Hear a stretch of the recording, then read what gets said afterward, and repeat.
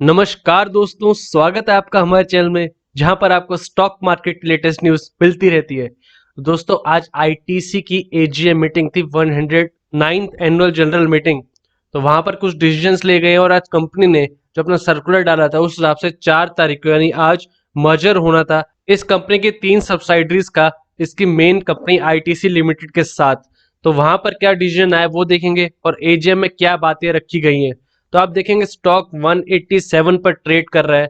बहुत दिनों से इसने 195 से 200 के बीच में लेवल बनाकर रखा था। काफी स्लो मूविंग स्टॉक है। जो लोग इस स्टॉक को फॉलो करते होंगे जानते होंगे कि कई दिनों तक ये एक रेंज बनाकर रह सकता है स्टॉक। और उसका रीजन है कि कंपनी की डिविडेंड पे आउट काफी ज्यादा है, तो वहां पर अपने प्रॉफिट का काफी हिस्सा एक अपने डिविडेंड में दे सकते हैं। तो अगर आप डिविडेंड के लिए या बोनस के लिए कोई शेयर खरीदना चाह रहे हैं तो एक कंपनी रेगुलर बेसिस पर ये सब प्रोवाइड करती है। लेकिन ये कंपनी शॉर्ट टर्म के लिए बिल्कुल नहीं है दोस्तों, ये लॉन्ग टर्म के लिए ये 3 से 4 साल तक एक रेंज में रह सकती है और फिर एक तेज अपवर्ड मूवमेंट दिखा सकती है। तो अगर आप इसको पोर्टफोलियो में रखें तो लॉन्ग टर्म के लिए रखें। मैंने एक वीडियो बनाई थी इसके एनालिसिस पर, आपको आई बटन पर मिल जाएगा उसका लिंक, आप देख सकते हैं वहां पर कि कंपनी का मेन बिजनेस क्या है, टोबैको बिजनेस से कंपनी को क्या असर पड़ता है और क्या रीजन है कि कंपनी लॉन्ग टर्म पोर्टफोलियो में ही होनी चाहिए। तो आप देख सकते हैं कंपनी की मार्केट कैप है 2.30 ट्रिलियन।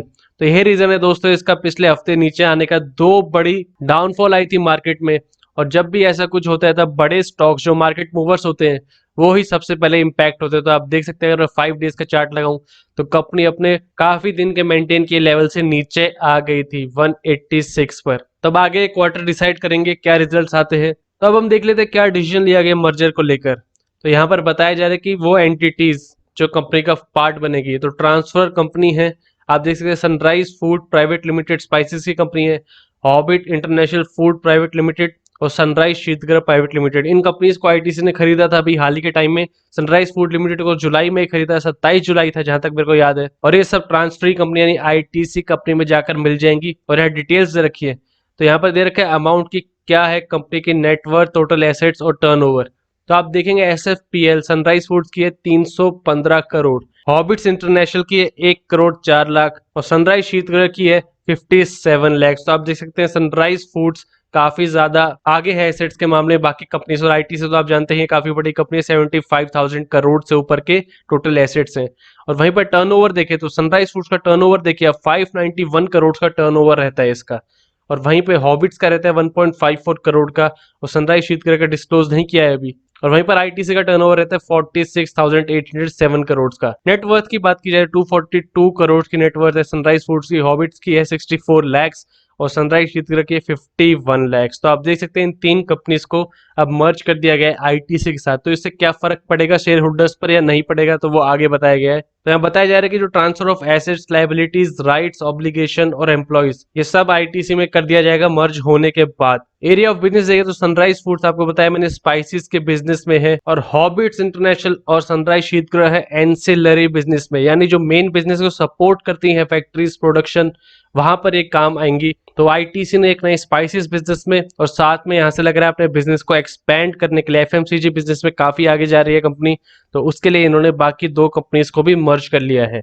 और आईटीसी तो आप जानते ही हैं कि काफी बड़ी कंपनी है। यहाँ पर FMCG, hotels, paper boards, packaging, agri business, साथ में टोबैको बिजनेस, तो काफी डाइवर्सिफाइड कंपनी है। तो यह रीजन बताया जा रहा है कि क्यों किया जा रहा है अमेलगमेशन, क्यों किया जा रहा है मर्जर। तो एसएफपीएल सनराइज फूड से आईटीसी चाहता है कि ये स्केल अप करे अपना स्पाइस के बिजनेस को। तो आप जानते हैं एफएमसीजी कोविड प्रूफ बिजनेस साबित हुआ है अभी, और वहां पर आईटीसी यहाँ पर एक्सपेंड होना चाह रहा है। तो सनराइज फूड से कंज्यूमर कनेक्ट है, यानी कंज्यूमर ब्रांड से काफी कनेक्टेड है और सिनर्जीज राइज हो रही है।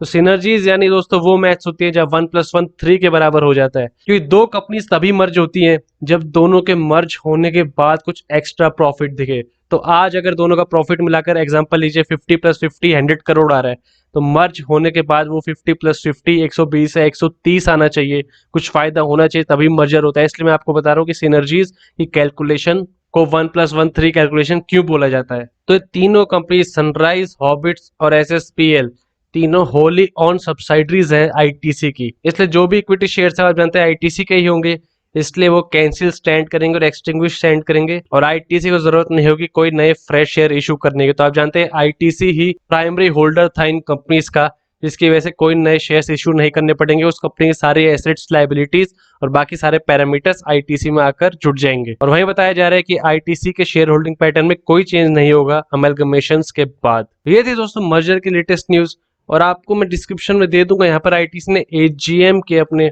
ब्रोशर में बताया है कि क्या ग्रोथ देखना चाह रहा है उस कंपनी की पैरामीटर्स हैं अभी हाल ही के ईयर में। मेन हाइलाइट्स में आपको बता देता हूँ। कंपनी ने बताया नॉन सिगरेट सेगमेंट से कंपनी का रेवेन्यू 31,000 करोड़ तक बढ़ गया है और अब ये 60% तक अकाउंट करता है टोटल सेगमेंट रेवेन्यू। तो आप देखते हैं कि कंपनी कैसे अपने प्राइमरी टोबैको बिजनेस से अब बाकी दूसरी जगह डाइवर्सिफाई हो रही है और वहां पर अच्छा रेवेन्यू आ रहा है। वहीं कंपनी अब एफएमसीजी ब्रांड में आगे बढ़ना चाह रही है। तो कंपनी ने बताया कि उनका एनुअल कंज्यूमर स्पेंड हो गया 19,700 करोड़ FY 2020 में। तो यहाँ भी हमें एक इंक्रीज देखने को मिल रहा है। Q1 यानी हाल ही के रिजल्ट की बात करें तो कंपनी ने बताया कि FMCG ने 19% का एक रेवेन्यू ग्रोथ दिया है और इसी सेगमेंट के एबिटा में 42% का स्ट्रॉन्ग ग्रोथ रहा है।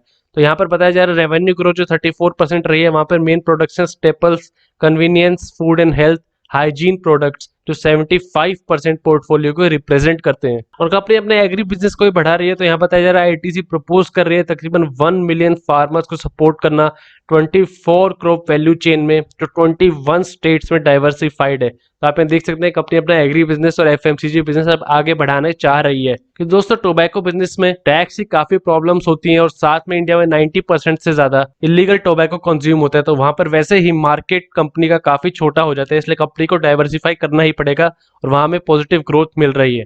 तो ये थी दोस्तों आईटीसी के लेटेस्ट न्यूज और एनालिसिस। वीडियो पसंद आए तो लाइक कीजिए और ऐसी और वीडियोस के लिए हमारे चैनल को सब्सक्राइब कीजिए।